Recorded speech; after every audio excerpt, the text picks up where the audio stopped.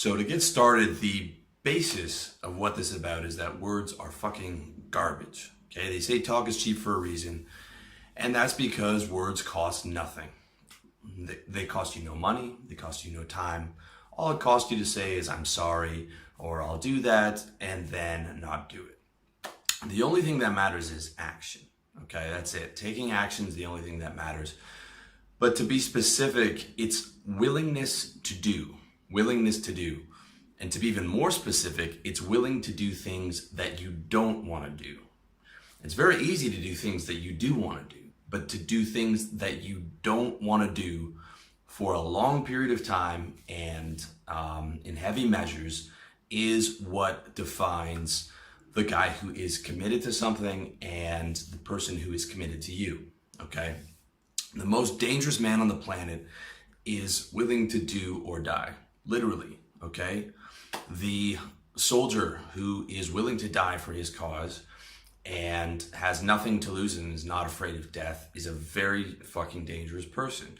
You can look at the kamikaze pilots, in Japan back in World War II, and they're willing to sacrifice their own life and land their plane onto, a ship and try and take out the entire ship. That is a fucking dangerous person, okay?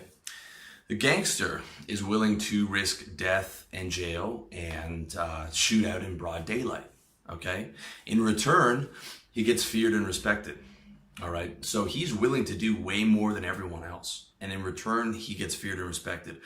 Even if he's not the biggest, toughest, or smartest guy or has nothing else going for him, what he has going for him is he's willing to do above and beyond what everyone else is willing to do. And in return, he gets an added measure of respect and an added measure of fear. It could be a 15-year-old kid could put the toughest, biggest MMA fighter on his knees, have him ripping off his jewelry and begging for his life because he put a gun on him. There's a case in Brazil of one of the, it's like 5 or 6 years ago, top MMA fighter was, pulled to the side of the road, pulled a gun on him, the guy resisted, shot him. I mean, these are guys who can have no fight training, no outside skills, no intelligence, but they are willing to do more. I remember 7 years ago, very clearly, I was with my girlfriend. We were walking into a Starbucks and there were these 3 thugs on the corner and they, whistled at her, tried to get over there. My first impulse is to just fucking murder.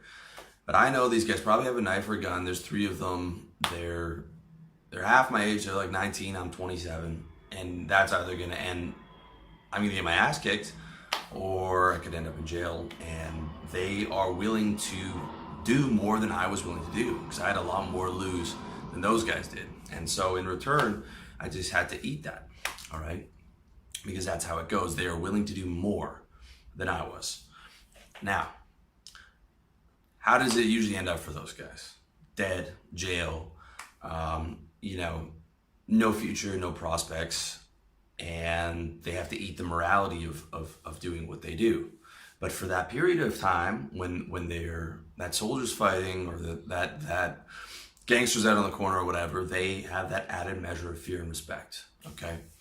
Now let's focus that on what's applicable to you. Obviously, you're not going to go out and become a gangster. Let's talk about business. Okay.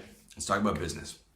If you're willing to learn more, if you're willing to work twice as hard as your competitors, if you're willing to service your clients better, if you're willing to learn sales and sell better, and you're willing to never quit, okay? You've started a service business like I recommend, you read my book, How to Sell, and you don't have almost any expenses, right? Because you're just selling that service, you got the phone and the internet connection, so you can go on as long as possible until you succeed, working another job, whatever, and never quit.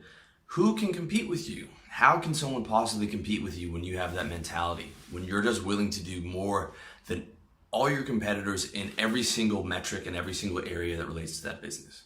No one can compete with you, okay? In sales, when I was working in sales, okay, I would call a client for a year, a big client. There was like the 10 biggest clients. I wanted to see if I could get all of them. And I would call them for a year and a half. I would get hung up on by the secretary. They would all know my name. They would dodge my calls. They would agree to meet up and then flake. They would agree to meet up and flake again. They would agree to meet up. They would humor me for 10 minutes and then they would kick me out of the office, or they would say they were going to do something, and they would talk to me in a dismissive tone. I mean, everything. I'm calling them once a day for a year and a half. And it's not even that I would have made a ton of money on those deals. I only got 12% commission, okay, in that particular job. So I had to bring in a lot of deals. But I knew that I wasn't even going after that client for the amount of money that I would make. I was going after that client to keep my job, because I knew I had to bring on at least 2 big clients a year to hit my $40,000 a month revenue target, right? So it was as much about keeping my job than it was about the massive payoff that I was going to get.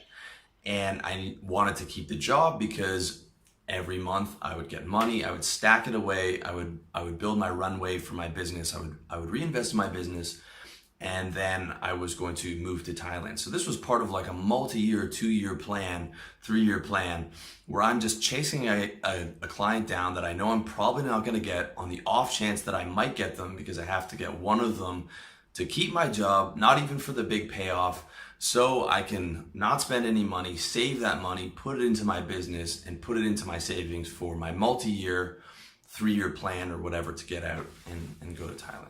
So, I mean, that's just one area where I'm talking about fucking commitment, all right? And I want to give you another example. I really hated being in sales. I had tried 3 or 4 businesses before, and I got to the point where I'm do or die on the next one, okay, which eventually became RLD. And I was willing to work 3 years because it's what I really want. Not just that I wanted a business, I wanted this business. I was willing to work 3 years building my audience without even releasing a product. I didn't release How to Get Laid on Tinder until 3 years into the business. So no money whatsoever. Okay, for 3 years. I was happy to do that. And I didn't know if it was gonna work out. I always believed that it was going to work out, and I truly believed in it. But again, you don't know 100% until you actually get into the thing. So 3 years for that, I was willing to work. I set a 10-year goal when I was 30 of what I wanted to accomplish when I was 40.